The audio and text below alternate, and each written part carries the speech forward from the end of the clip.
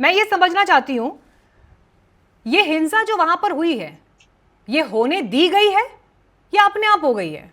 से लेके आने वाले चुनाव तक की स्थिति देखा जाए तो वहां पे भारतीय जनता पार्टी और तृणमूल कांग्रेस दोनों आपस में वहां पे सत्ता के लिए लड़ने का ही प्रयास करती हैं।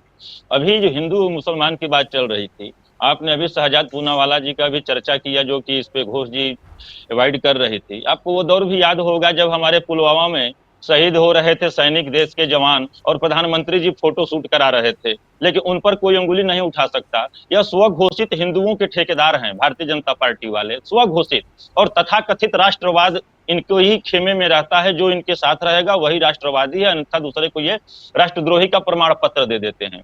अब आया जाए बंगाल में जो चीजें चल रही है, जो घटनाएं घट रही है, बार बार बंगाल देश का एकमात्र ऐसा प्रदेश है जिसमें कि हाई कोर्ट को भी हस्तक्षेप करना पड़ता है, राज्यपाल और मुख्यमंत्री में भी बारंबार अदावतें देखी गई है। उसके बावजूद भी लगभग 11 साल से देश में भारतीय जनता पार्टी की सरकार है, जो कि बहुत मजबूत सरकार अपने को बात साबित करती है।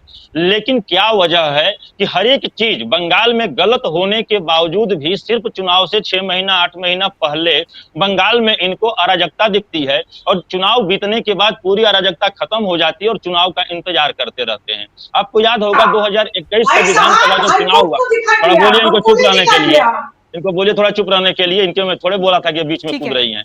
आपको याद होगा मीनाक्षी जी की करीब 150 परिवार जब 21 का इलेक्शन हो रहा था, उस समय भी बंगाल से निकले थे और हेमंत बिस्व शर्मा सरीखे तमाम आसाम के इनके नेता उनका स्वागत किए थे। उस समय भी हिंदू खतरे में आ गए थे।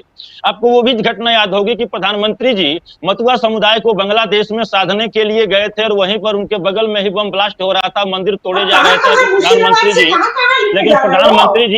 झिग्गी बज गई थी, वो चुप थे। लेकिन यहाँ आने के बाद एक लेटर लिखा जाता है बांग्लादेश को, मैं जहां पर लेके जा रहा हूं आपको समझ में आ रहा है, बशर्ते कि आप वहां से छटक के दूसरी तरफ लेके जाना चाह रही हैं। मैं मुद्दा पे ही हूँ, बाहर नहीं। मैं मुर्शिदाबाद में ही आ रहा हूँ, मैं उत्तर प्रदेश के बहराइच में भी हूँ, और मैं कानपुर में भी हूँ, मध्य प्रदेश में भी हूँ, गुजरात में भी हूँ। अब बताइए कहाँ आप जानना चाहती है और किस जगह पे चर्चा करना चाहती है महोदया? अगर आदमी बोल रहा है तो बोलने दीजिए। आपने तो मैंने बीच में बोला नहीं। आप ये बताइए। हाँ, ठीक है, ठीक है, बिल्कुल आ रहा हूँ। मुर्शिदाबाद में आ रहा हूँ, मुर्शिदाबाद में सुन लीजिए। अब सुनिए 80 से 1-2 ही कम आपके एमएलए हैं वहां पर। विपक्ष में प्रमुख आप ही हैं, शुभेंदु अधिकारी नेता प्रतिपक्ष हैं वहां पर, और लोकसभा में भी संख्या आपकी ठीक ही ठाक है, पिछली बार जैसी नहीं है।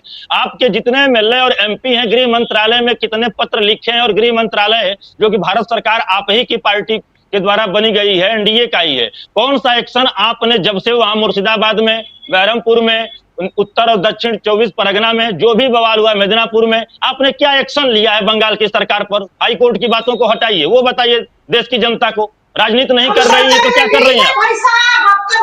अरे मैं आपकी बात कर रहा हूँ, मैं आप ही की बात कर रहा हूँ।